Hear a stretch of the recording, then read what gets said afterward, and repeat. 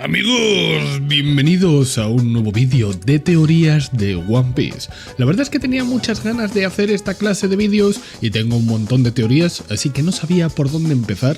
Así que empezamos por esta, que tiene muchos tintes de cositas ya antiguas y muchos tintes de cositas muy recientes. Os voy a contar paralelismos, teorías y simbolismos con la cultura egipcia. Hay algunos que ya están más o menos confirmados y otros que, bueno, podrían llegar a ser factibles. Así que, allá vamos. Vamos a empezar con la base de todo, con el siglo vacío y el mundo de One Piece. Muchos sabréis que hay muchas referencias a las 7 ciudades de oro, que es una leyenda hispano-mexicana donde había unas ciudades con grandes riquezas, tecnología, etcétera, etcétera, etcétera.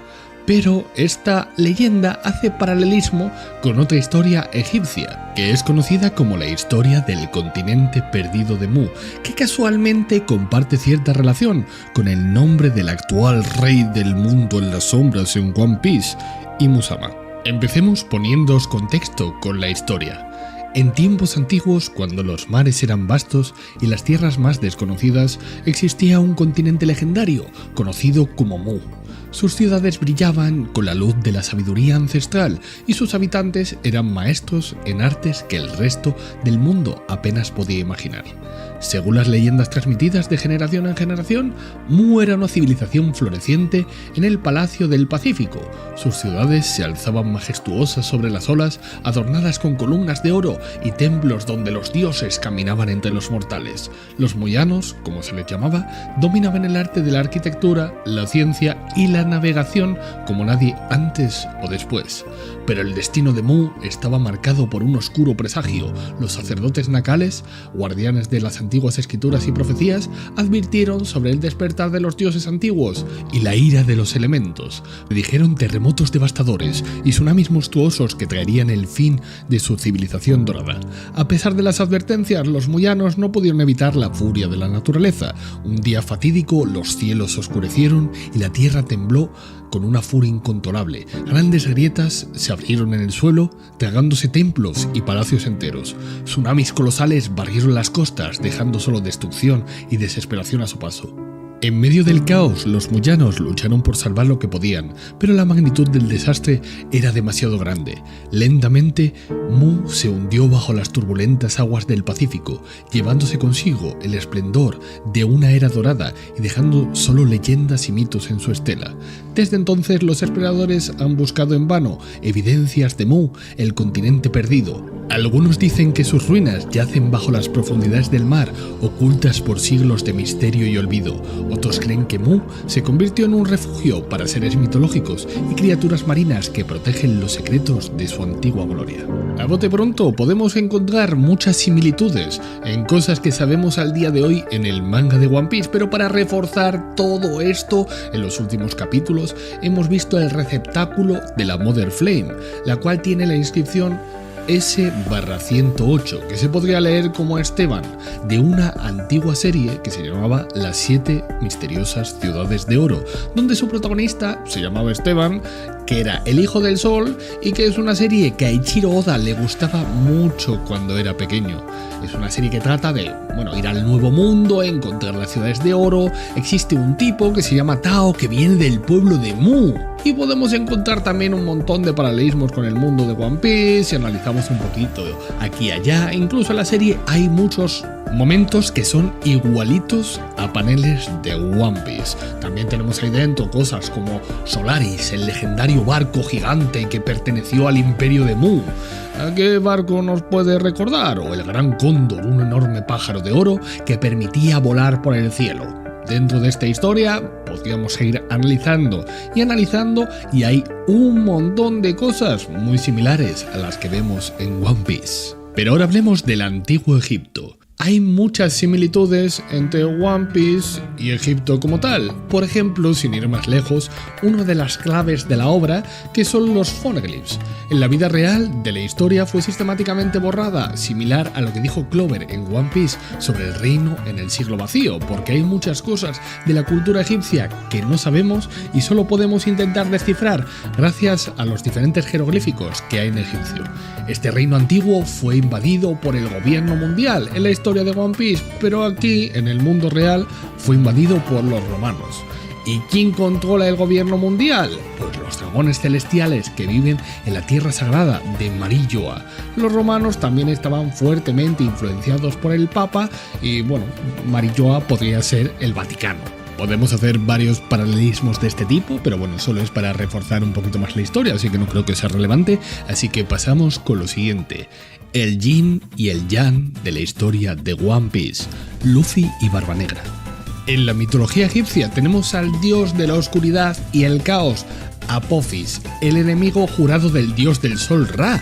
Cada día Ra usaba el sol como su barca divina, navegando por el cielo y trayendo luz a toda la tierra antes de asentarse en el inframundo durante la noche. Apophis buscaba la manera de matar a Ra cada vez que navegaba hacia la oscuridad, pero siempre fracasaba. Apophis es el dios de la oscuridad, pero también posee la capacidad de crear terremotos, muy similar a lo que hace Barba Negra en One Piece, que posee tanto la Yami Yami como la Gura Gura. Apophis también es representado como una serpiente, una criatura que se dice que comparte las mismas características que Barba Negra. En la mitología, las serpientes son criaturas de engaño y astucia, dos rasgos que describen perfectamente a Barba Negra. Esperó durante décadas para encontrar la Yami Yami, infiltrándose en los piratas de Barba Blanca para tener la oportunidad de conseguirla, y encima hizo creer a sus compañeros que era uno de ellos, para al final acabarles atravesando literalmente un cuchillo por la espalda. Otro pequeño dato es que las serpientes en la mitología egipcia se representan de manera diferente a otras culturas, a menudo mostradas como criaturas de la realeza y protección, excepto una, Apophis. Así como Apophis es la serpiente que rompe el molde, Barba Negra, siendo perteneciente al clan D, no muestra los atributos que podíamos ver en Luffy, en Roger o incluso en Joy Boy, si suponemos que es del clan D.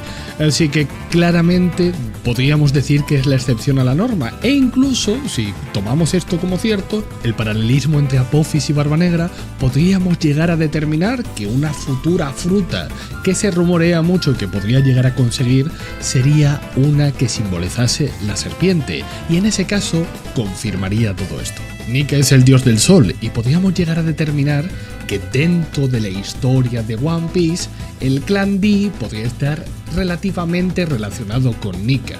Entonces hay diferentes tipos de D. La gente suele decir que hay dos, pero yo quiero pensar que hay tres, y esto se reforzaría con las tres fases del dios del sol, Ra, en la cultura egipcia. Tendríamos la fase del amanecer, que sería Kepri, la cual evidentemente sería representada pues por Luffy, Roger y los T, que son hipotéticamente buenos. Luego tenemos la fase del atardecer, que sería representada por los D malos, como por ejemplo Kurohige, que se dice que Ra se acercaba al inframundo.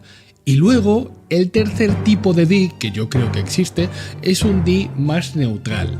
Algo que se conoce en la historia como un posible traidor, que yo creo que no va a ser tan traidor y que va a ser como una especie de D que va, digamos, a bailar en medio de la balanza, que sería Ra-Orahti, y probablemente en algún punto de la historia traicione a los D buenos para en el último segundo dar la vuelta a la balanza y acabar ayudándolos, o al menos eso es lo que yo creo. Ahora agarrar los machos, que se viene lo gordo. Vamos a hablar del sitio que está más profundamente relacionado con el antiguo Egipto, que es evidentemente Arabasta. Todo en Arabasta está relacionado con el antiguo Egipto, desde su estética, arquitectura, sus personajes y sobre todo hay un personaje que parece estar muy relacionado con Imu-sama, que forma parte de la historia de Arabasta, que es nada más y nada menos que Nefertari di Lili, la cual hoy veremos que es muy probable que efectivamente sea Imu-sama o al menos tenga una conexión muy profunda. Al punto de que quizás Imu-sama está dentro de su cuerpo, son pareja o algo así loco e impredecible. Para empezar, hablemos del dato que en Arabasta es el primer sitio donde hablamos de poneglyphs, donde hablamos de armas ancestrales y cosas similares. Y aparte, los jeroglíficos de aquella época y varios objetos sagrados estaban hechos con una piedra llamada alabastro, que se parece muchísimo al nombre de Arabasta. El apellido Nefertari es el nombre de una antigua reina de Egipto, y no solo eso, sino que Titi, la madre de Bibi, podría venir efectivamente de Nefertiti. Pero siguiendo por este camino, hablemos de Nefertem, un dios egipcio asociado con la flor de loto y la creación del mundo. También está vinculado con la primera luz del sol.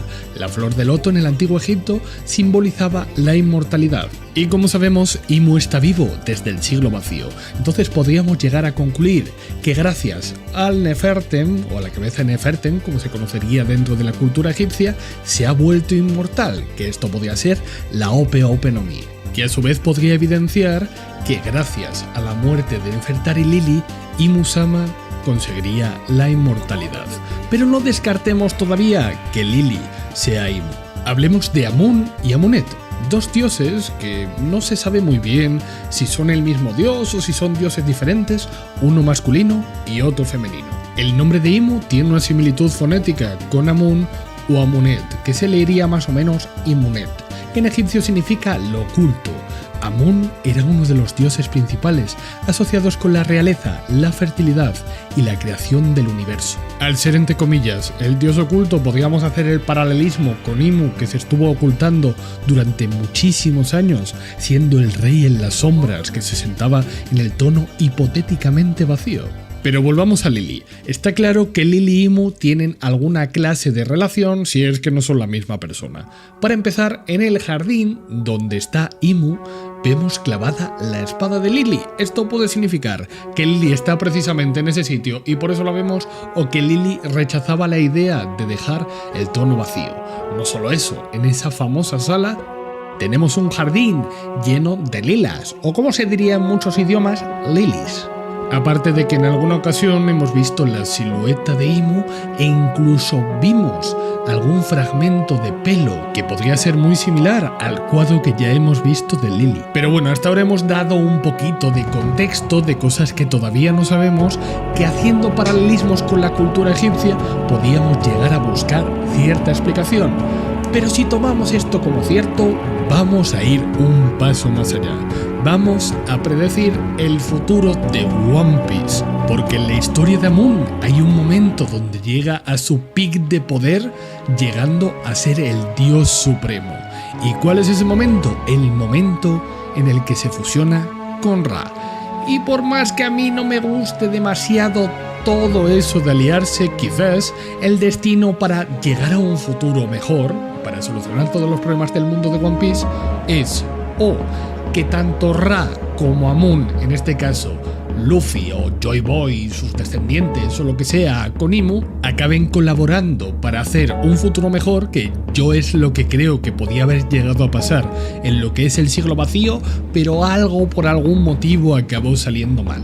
O también la posibilidad de que en caso de que sea Lili, pues tenga un hijo con el futuro dios del sol, que en este caso sería Luffy, o quizás los descendientes de Lili, que eso daría muchísimos puntos a toda la gente que shippea a Vivi con Luffy. Ey, yo por mí, ojalá.